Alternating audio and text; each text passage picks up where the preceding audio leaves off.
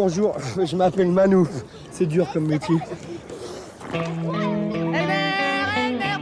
Bonjour et bienvenue dans l'Expo Rock. Alors, nous sommes dans un studio de répétition. Alors, pas n'importe lequel des studios de répétition, puisque nous sommes chez les Elmer Footbeat. Les Elmer Footbeat, vous voyez, vous reconnaissez. Alors, il y a des signes de reconnaissance pour s'apercevoir qu'on est bien chez les Elmer Footbeat. Les Elmer Footbeat, tout le monde connaît. Daniela, la caissière de chez Leclerc, le plastique c'est fantastique.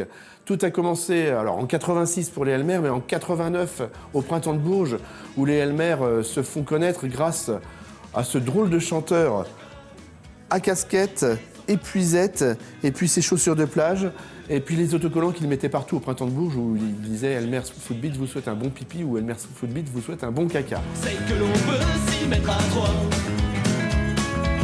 Elle est toujours d'accord pour battre des records. Daniela, Ils se font remarquer, et notamment par un producteur qui décide de les rencontrer et qui leur donne rendez-vous au Transmusical de Rennes l'année suivante.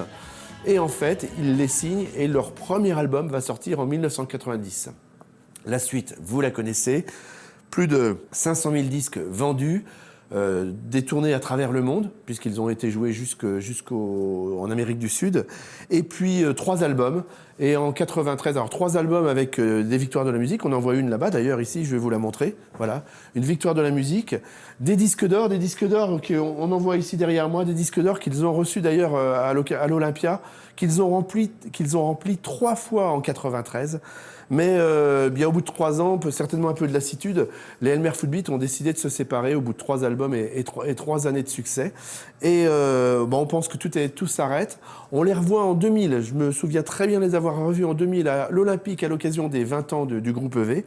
Et puis finalement, ils vont commencer à reprendre un petit peu du service, sans Quelu, sans le guitariste Quelu. On a commencé à les revoir 1, 2, 3 fois, puis dans quelques festivals d'été. Puis finalement, ils ont repris non seulement la route, mais ils ont fêté leurs 30 ans en 2017. Donc c'est tout récent, ils ont fêté leurs 30 ans et sont repartis de plus belle sur la route, malgré le décès de leur compositeur principal, Twistos, qui nous a quittés l'année dernière. il faudra m'assommer si tu veux m'arrêter. Je ne suis jamais fatigué. Il faudra m'assommer si tu veux m'arrêter. Je peux encore me dépasser. Oh ouais. Merci les filles.